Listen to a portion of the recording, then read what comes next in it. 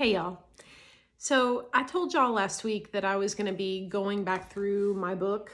This is my author copy, not for resale. My book Come to Me, and doing some reflections on my reflections. And so I went through the first week and I just took it day by day, kind of like you're supposed to with a devotional, right? And the thing that I really felt like I wanted to comment on, wanted to share with y'all, was in day 4. And it's called Use Your Holy Imagination.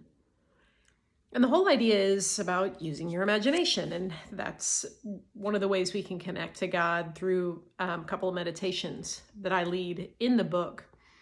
The first meditation starts off with the question, what does it feel like when you picture coming to Jesus and accepting his invitation?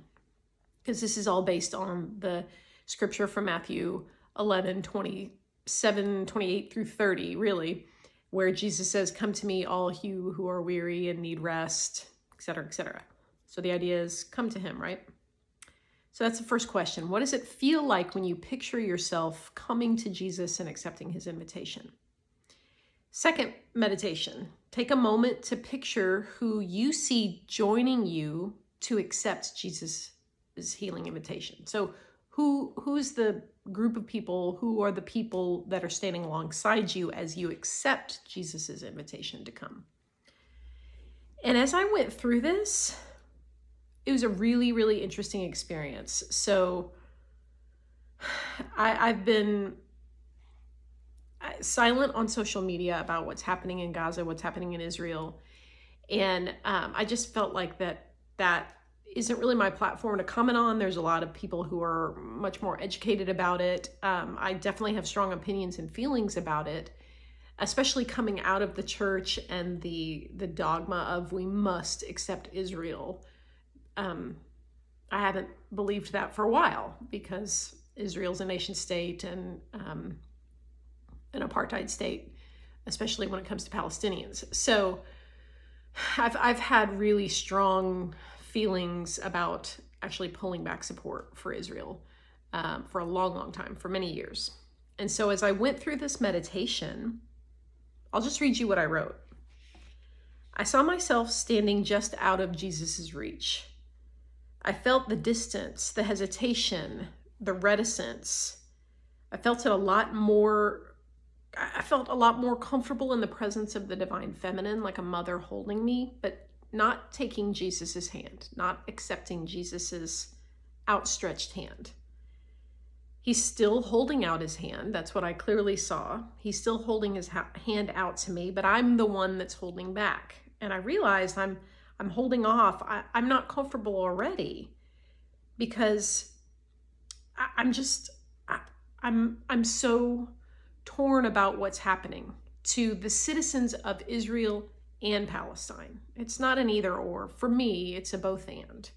That there are people, there are children on both sides that are being hurt by this conflict. And so the people I saw standing with me were those citizens, were those people that are enduring the bombings, are enduring the strife and enduring the conflict. And so as I'm standing before Jesus, as I'm hesitating and accepting his invitation, it's because of this. It's because I don't understand what's going on. And it's because I want him desperately to do something about it. I really do. I felt cold. I felt distant. And I'm not really sure how to bridge the gap, because the gap is grief, right? The gap is, for me, what's happening is so painful and so viscerally wrong that I felt held back in interacting with Jesus about it. I guess the thing that I would encourage you with is I still went to Jesus about it. I don't believe you necessarily have to be a Christian. You have to be part of any church to come to Jesus. In fact, this verse that I go through in this entire book says, all who are worn out on these religious traditions, come to me. So I think there's a place for everybody in the community of God, in the community of the divine. And we have to use it as a safe space to process our emotion about what's happening in the world. So for me, that's what I did.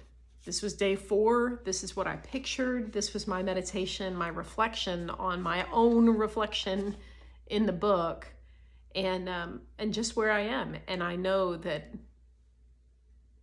God has me right where I'm supposed to be, and that what I'm feeling, what I'm struggling with when it comes to this issue, it's okay. So I just want to say that to encourage you, if you too are struggling with what's happening anywhere in the world or in your own personal life, you can bring that pain, you can bring that suffering, you can bring that grief to God, and I encourage you to do so. And if I can help in any way, please let me know. I got the book, it's in my links, and yeah, I'm here to help.